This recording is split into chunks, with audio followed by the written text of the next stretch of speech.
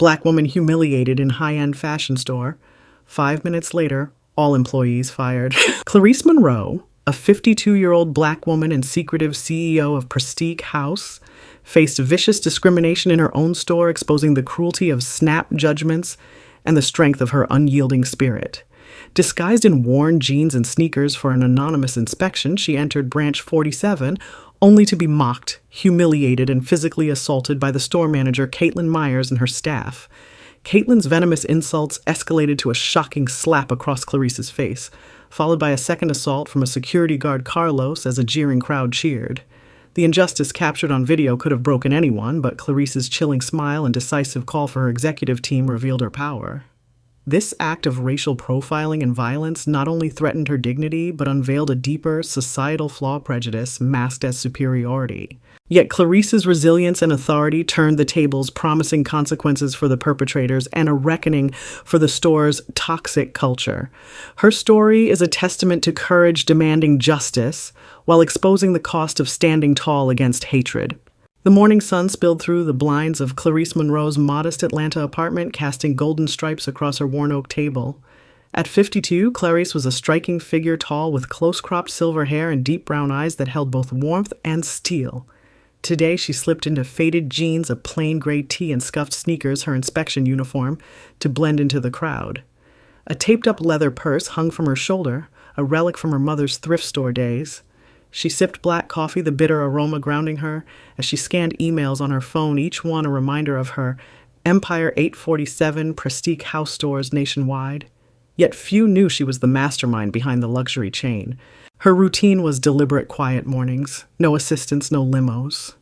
She craved anonymity, a shield from the spotlight that came with being a black woman who'd clawed her way from poverty to power. Memories of her childhood in a cramped Birmingham tenement lingered, the sting of being called less than the ache of hunger. Those scars fueled her drive, but also her fear of being seen as weak. She wanted peace to slip through life unnoticed, but her role demanded action vigilance. Today's mission, an unannounced visit to Branch 47. As she stepped into the crisp October air, the city hummed car horns, distant laughter, the rustle of leaves. Her heart raced, torn between dread and duty. Inside the store, she'd be just another customer. When Kaitlyn's venomous words hit, "The Goodwill is 15 minutes away," Clarice's pulse spiked, but her face stayed calm. Shock gave way to resolve. She wouldn't shrink. She'd speak up, not for herself, but for every soul ever dismissed. The glass doors of Prestique Haus Branch 47 swung shut behind Clarice, sealing her into a world of polished marble and gleaming chandeliers. The air was thick with the scent of jasmine, perfume, and new leather, but the atmosphere crackled with something uglier. Kaitlyn Myers, the store manager, stood behind the counter, her blonde hair pulled into a severe bun, her lips curled into a saccharine sneer. Her eyes raked over Clarice's faded jeans and taped purse, dismissing her in an instant. "Oh, you're lost." "The Goodwill is 15 minutes away," she said, her voice dripping with venom cloaked in politeness. The words landed like a slap, sharp and deliberate, yet the store hummed on.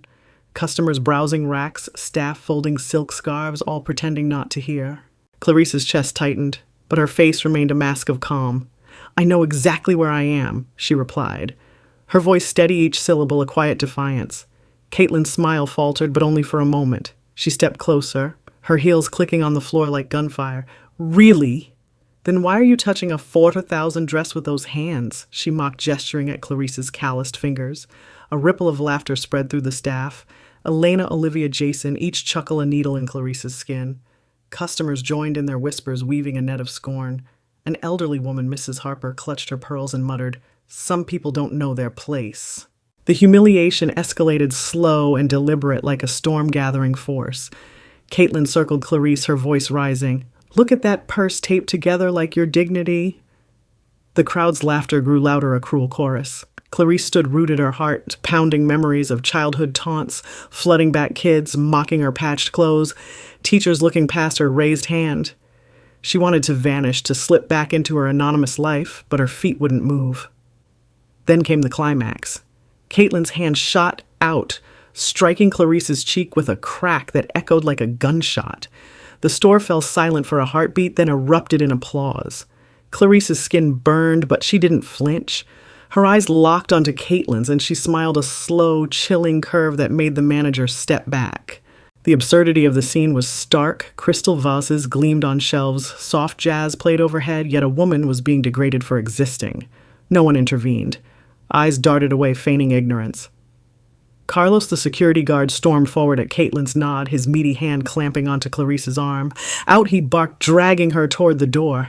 At the threshold, he swung his hand, slapping her other cheek. Clarice stumbled, glasses skittering across the concrete, her forehead grazing the ground. Blood trickled from a scratch, warm and sticky. The crowd laughed harder. Good thing we didn't call the police, someone jeered. A phone flashed, recording her fall. Clarice rose, trembling but unbroken, her gaze piercing the jeering faces. The injustice was laid bare, prejudice thriving in a space meant for elegance. She pulled out her phone, her fingers steady. James, activate code red at branch 47. Bring the entire legal team and senior management in immediately. Her voice was a blade cutting through the chaos. The crowd's laughter faded, sensing a shift, but they couldn't fathom the storm coming. What did you think of Clarice's courage? Like, comment, and subscribe to follow her fight for justice. Clarice stood on the cold concrete outside Prestique Haus branch 47, the sting of Kaitlyn's slap and Carlos's blow pulsing across her cheeks. The autumn breeze carried the distant hum of Atlanta traffic, but it couldn't drown the laughter echoing in her mind, sharp, mocking a chorus of cruelty. Her glasses, now scratched, rested crookedly on her nose. Blood from her forehead mingled with the sweat on her brow, a slow drip she didn't bother to wipe away. Her taped purse lay at her feet, its frayed edges a silent testament to her past. Inside her chest a storm raged hurt, rage and a bone-deep exhaustion that threatened to swallow her whole. Yet her eyes burned with a fire that hadn't dimmed, even as the crowd's jeers lingered like smoke. She was alone. The onlookers who'd cheered her humiliation had dispersed, their faces blurring into a faceless mob. No one had stepped forward, not a single hand offered to help her rise. The store's glass doors reflected her solitary figure, a black woman in worn clothes marked by violence. The isolation was suffocating, a weight heavier than the blows. She'd built an empire, 847 stores bearing her vision. Yet here in her own domain she was invisible, reduced to a stereotype, a target. Her mind spiraled to childhood, the Birmingham alley where boys threw stones calling her charity case, the teacher who'd skipped her name on the roll assuming she'd drop out. Each memory was a cut reopening old wounds. She wanted to scream, to shatter the glass doors and demand respect, but that was what they expected, an outburst to justify their scorn. Instead, she breathed deeply, the air sharp with the scent of asphalt and fallen leaves, grounding herself. Her fingers trembled as she clutched her phone, the call to James still warm in her memory. Code red, she'd said, her voice steady despite the chaos within. That act was her anchor, a reminder of the power she wielded even if no one here saw it. But doubt crept in. What if her team arrived too late? What if the video already spreading, she was sure, painted her as the villain? Her heart raced each beat, a question. Was this worth it? Could she endure the scrutiny, the whispers that would follow? She glanced at her reflection, seeing not just the bruises, but the woman who'd negotiated billion-dollar deals, who'd mentored countless employees, who'd never bowed to fear. That woman was still here unbroken. Inside the store, the celebration continued. Through the glass, Clarice glimpsed Kaitlyn popping champagne, her laugh, a high-pitched cackle. The staff clinked glasses, their gestures carefree, oblivious to the reckoning approaching. A customer, the one who'd filmed, scrolled through her phone, likely uploading the video with a gleeful caption. The normalcy of it, the clink of crystal, the rustle of shopping bags, was obscene against the violence Clarice had endured. No one looked her way. No one cared. The isolation deepened a chasm between her and the world inside. Her hand brushed the scratch on her forehead, and she winced, not from pain, but from the realization they saw her as less than human. Yet resilience stirred. Clarice's jaw tightened, her gaze sharpening. She noticed small details. The nervous twitch in Carlos's hand as he stood by the door, the way Kaitlyn's eyes darted, perhaps sensing trouble. These were cracks in their arrogance, and Clarice knew how to exploit them. Her mind shifted, calculating. She'd faced worse boardroom betrayals, racist investors, a world that doubted her at every turn. Each time she'd risen, not by shouting, but by outsmarting. Her smile, the one that had chilled Kaitlyn, returned faintly. It wasn't joy. It was defiance. A promise. She straightened, brushing dirt from her jeans, her posture reclaiming the space she'd been denied. The sound of tires on asphalt broke her reverie. 3 black SUVs rounded the corner, their engines a low growl. Clarice's pulse quickened, not with fear, but with purpose. Her team was coming, Marissa, Daniel, Alicia. Kevin, her allies, her proof that she wasn't alone. The The tension in the air shifted electric as if the store itself sensed the shift. Clarice's eyes flicked to Kaitlyn, still laughing unaware. The reckoning was near, and Clarice would face it not as a victim but as a force. The growl of the SUV's engines faded as their doors slammed shut, a sharp punctuation in the tense air, outside Prestique Haus, Branch 47. Clarice stood tall, her scratched glasses glinting in the late morning sun, the blood on her forehead now a dry streak. Her taped purse hung defiantly from her shoulder, a badge of her journey. The bruises on her cheeks throbbed, but her eyes were steady, fixed on the store's glass doors, where Kaitlyn and her team still toasted their cruelty. The crowd's laughter had dissolved, replaced by an eerie quiet, as if the city itself held its breath. Clarice's heart pounded not with fear, but with a clarity that cut through her earlier doubts. This was her moment not to react, but to reclaim. She took a step forward, her sneakers scuffing the concrete, and nodded to her team. Marissa Cheng, Director of Human Resources, adjusted her tailored blazer, her sharp gaze scanning the store. Daniel Ross, Head of Legal, clutched a tablet, his fingers poised to document every detail.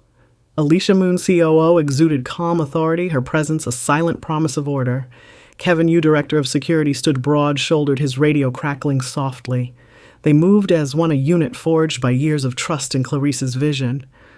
She'd called them not out of desperation, but strategy, her voice on the phone to James, a calculated strike code red at Branch 47. Now that call was bearing fruit. Inside, the champagne fizzed in Kaitlyn's glass, her laughter high and brittle. The staff, Elena, Olivia, Jason, clustered around her, their faces flushed with triumph. The customer who'd filmed Clarice's fall leaned against a counter, scrolling through her phone, oblivious to the shifting tide. Clarice's lips twitched, not into a smile, but a grim acknowledgement. They thought they'd won, but they'd misjudged their opponent. Her anonymity, her worn clothes, had been her shield, allowing her to see the store's true colors. Now she'd wield her power not with fists or shouts, but with the weight of her position. Marissa pushed open the glass doors, the chime of the bell cutting through the jazz playing overhead. The store froze. Kaitlyn's glass hovered midair, her eyes narrowing at the newcomers. "Can I help you?" she asked, her tone still laced with arrogance. Marissa's voice was ice. "We need to speak to the store manager." Kaitlyn stepped forward, chin high. "That's me. I handled a nasty case. You must have seen the video." Her words faltered as Clarice stepped into the light, her presence a thunderclap. The handprints on her face were stark, but her posture was regal, unyielding. The air shifted heavy with realization. Customers gasped, their shopping bags rustling as they backed away. Elena dropped a scarf, her hands trembling. Carlos, stationed by the door, shifted uneasily, his earlier bravado gone. Clarice's gaze locked onto Kaitlyn, who stammered, "No way." She looked poor. The word hung like a confession, exposing the rot beneath the store's polished surface. Marissa's voice sliced through. "Meet Clarice Monroe, founder and CEO of Prestique Haus, owner of this store and of everything you stand on." A shockwave rippled through the room. Kaitlyn's face drained of color, her glass slipping to the floor with a crystalline crash. The staff exchanged panicked glances, their laughter now a distant memory. Clarice spoke, her voice low but resonant, each word a hammer. "What do I look like? Like I don't deserve respect." The question wasn't just for Kaitlyn, it was for every soul who'd cheered, who'd looked away. The store was hers, built from her sweat, her sleepless nights, her defiance of a world that told her she'd never rise. Now that world would answer to her. Suspense hung thick. Kaitlyn's fate teetered. Would she beg, deflect, or double down? The staff's complicity was exposed, their jobs on the line. Carlos's hand twitched toward his radio, but Kevin's stare stopped him cold. The customer with the phone froze, her screen glowing with the video she'd shared. Clarice's team fanned out, Marissa taking notes, Daniel preparing legal documents, Alicia assessing the scene. The power dynamic had flipped, and Clarice stood at its center, her silence more potent than any shout. How would Clarice and her team resolve this? Would justice be swift, or would the store's toxic culture fight back? The air in Prestique Haus Branch 47 was thick with tension, the shattered remnants of Kaitlyn's champagne glass glinting on the marble floor like scattered stars. Clarice Monroe stood at the center, her bruised face a stark contrast to her unyielding posture, her taped purse still slung over her shoulder. The jazz overhead had been silenced, replaced by the low murmur of her team's movements. Marissa's pen scratching notes, Daniel's tablet humming, Alicia's measured steps, Kevin's radio crackling. The store's polished elegance felt hollow now, its chandeliers casting cold light on the faces of the guilty. Kaitlyn's bravado had crumbled, her hands trembled, her eyes darting for an escape that didn't exist. The crowd, customers, staff, the woman with the phone stood frozen, their earlier jeers replaced by a suffocating silence. Marissa stepped forward, her voice cutting through the stillness like a blade. "Kaitlyn Myers, you're terminated effective immediately. You're banned from all Prestique Haus properties for life." Kaitlyn's mouth opened, a protest forming, but Daniel raised a hand, his legal documents in view. Assault, racial profiling, and gross misconduct, he stated each word a nail in her fate. "You'll be hearing from our attorneys." Kaitlyn staggered back, her heels slipping on the spilled champagne, her face ashen. The staff, Elena, Olivia, Jason, flinched as Marissa turned to them. "You three, for enabling and participating in this disgrace, are also terminated," she declared. Their gasps echoed, but no one dared speak. The elderly customer, Mrs. Harper, clutched her bag, her earlier smugness gone as Alicia handed her a notice. "You're permanently banned from shopping here." Carlos, the security guard, tried to edge toward the door, but Kevin blocked him, his presence a wall. "You're under arrest for assault," Kevin said, nodding to two police officers who'd arrived with the SUVs. The click of handcuffs was sharp final as Carlos was let out, his head bowed. The customer who'd filmed the incident, her phone still glowing with the video, paled as Daniel approached. "We've issued a data retrieval order," he said. "Your actions will be investigated for defamation and privacy violations." She stammered, but the weight of her complicity silenced her. Clarice watched, her expression unreadable, the handprints on her cheeks a fading sting. Her dignity, battered by the crowd's cruelty, began to mend with each consequence delivered. She stepped forward, her sneakers soft against the marble, and faced Kaitlyn. "You judged me by my clothes, my skin," she said, her voice low but resonant, carrying the weight of her journey from Birmingham's tenements to this moment. "But you didn't see me. You saw what you wanted to hate." Kaitlyn's eyes dropped, unable to meet hers. The store, her empire, felt hers again, not just in ownership, but in spirit. Outside, the media had arrived, cameras flashing through the glass doors.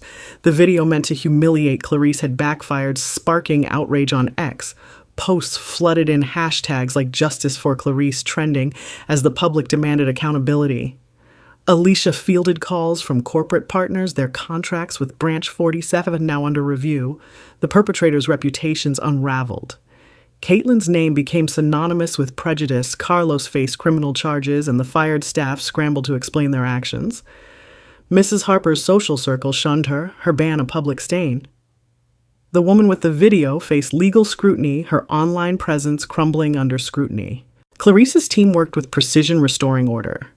Marissa announced an immediate store closure for retraining, a signal of sweeping change.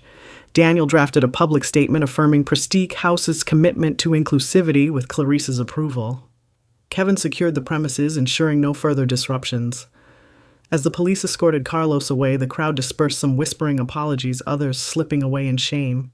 Clarice stood by the counter, her fingers brushing a silk scarf, a small act reclaiming her space. The bruises would fade, but her resolve wouldn't. She'd face the storm and emerge not just whole, but stronger. The resolution wasn't just personal, it was a reckoning for the store's culture. Clarice's authority, once hidden, now shown undeniable, a beacon for those who'd ever been dismissed. As she stepped outside, the autumn air cool against her skin, she felt the weight of her victory tempered by the cost of the fight. What did you think of Clarice's triumph? Share your thoughts, and subscribe to follow her journey. Clarice Monroe sat alone in her Atlanta apartment, the evening light filtering through the blinds, casting long shadows across her worn oak table. The bruises on her cheeks had faded to faint smudges, but the ache in her chest lingered heavier than the blows she'd endured at Prestique Haus Branch 47. Her taped purse rested on the counter, a quiet reminder of her triumph and its cost. The victory was real. Kaitlyn fired. Carlos arrested, the staff and complicit customers banned. The viral video meant to shame her had instead rallied thousands with X posts praising her courage. Prestique Haus's public statement, penned by Daniel, reaffirmed her vision of inclusivity, restoring her empire's integrity. Yet as she sipped her black coffee, its bitter warmth couldn't erase the toll. Justice had come, but not without scars. The media frenzy painted her as a hero, but each headline reopened wounds. Her face, bloodied and bruised, splashed across screens. Friends from her Birmingham past reached out, their voices warm but laced with pity, reminding her of years spent hiding her struggles. Her anonymity, her shield, was gone. Now strangers stared in grocery stores, whispering her name. The scrutiny drained her, each flash of a camera stealing a piece of the peace she'd craved. Her health faltered, 2 sleepless nights, a persistent tremor in her hands, the weight of being a symbol when she longed to be human. The store's closure for retraining was a win, but it meant layoffs for innocent employees, faces she'd never met but felt responsible for. The legal battles loomed Carlos's trial lawsuits against Kaitlyn, the woman who'd shared the video. Each step forward demanded more of her energy, her spirit. Justice, she realized, was a jagged path, never smooth, never complete. She'd regained her dignity, but at the cost of her quiet life, her health, her sense of safety in her own stores. Clarice stood her reflection in the window, showing a woman both stronger and wearier. She'd fought not just for herself, but for every soul dismissed, humiliated, unseen. Yet, the victory felt hollow without her mother who'd sewn that taped purse or the mentors who'd believed in her. Their absence stung a reminder that triumph couldn't erase loss. She swept the floor, the broom's soft rhythm grounding her, and whispered, "It's enough for now." Justice was never easy or perfect, but Clarice's stand had sparked a ripple, one that would grow even if she bore the weight alone. As she set her coffee mug down, the clink echoed in the silent room, a small sound of resilience amid the cost. In the weeks following the incident at Prestique Haus, Branch 47, Atlanta buzzed with Change the Air alive with the rustle of petitions and the click of keyboards. Clarice's stand ignited a movement. New corporate policies banned discrimination with mandatory diversity training across all 847 stores. Local laws tightened, mandating stricter penalties for racial profiling in businesses. Advocacy groups launched signature campaigns, their posters lining city streets demanding equity in retail. X posts amplified the story with Justice for Clarice, driving media exposés on workplace bias. Prestique Haus's retraining program became a model, its curriculum adopted by other chains. The ripple effect was undeniable. Clarice's courage had reshaped the landscape. She chose quiet over fanfare. Declining most interviews, Clarice retreated to her modest apartment, the scent of black coffee grounding her mornings.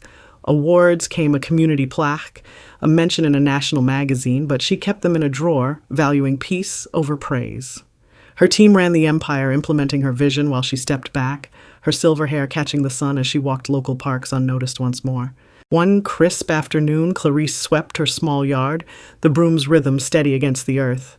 Leaves fell golden and fleeting as she placed a single white rose on a stone bench, a memorial to her mother, whose thrift store purse had carried her through. The act was small, symbolic, tying her victory to those who'd paved her way. She walked with her community, their footsteps soft on the pavement, a quiet unity.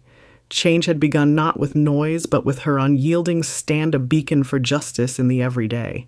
Clarice Monroe's stand at Prestique Haus, Branch 47, echoed beyond Atlanta's streets, a quiet thunder in the hearts of those who heard her story. Her legacy wasn't in plaques or headlines, but in the courage she ignited shop clerks who now spoke up, students who challenged bias, mothers who taught their children to see beyond appearances. The scent of her morning coffee, the soft creak of her apartment floor, grounded her as she read letters from strangers inspired by her fight. Each word was a seed planting hope in a world quick to judge. What will you do after learning Clarice's story? Will you confront the Kaitlyns in your life, challenge the silence that lets prejudice thrive?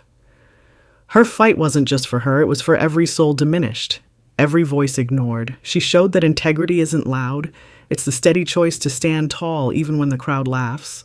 Her worn sneakers, her taped purse became symbols of resilience, proof that power lies not in wealth, but in unwavering principle. Clarice's message to the next generation was simple: fight for what's right, not for applause, but because it's who you are. As she walked her neighborhood, the autumn leaves crunching underfoot, she carried her mother's strength, her mentor's faith, passing them forward. Her story lives in you, act on it. Done. In the words of Toni Morrison, you are your best thing. Clarice lived this. Her dignity a beacon through the storm. Now it's your turn. Like, share, comment, subscribe, spread her story, and let her courage fuel yours. Blackwoman humiliated in high-end fashion store. 5 minutes later, all employees fired.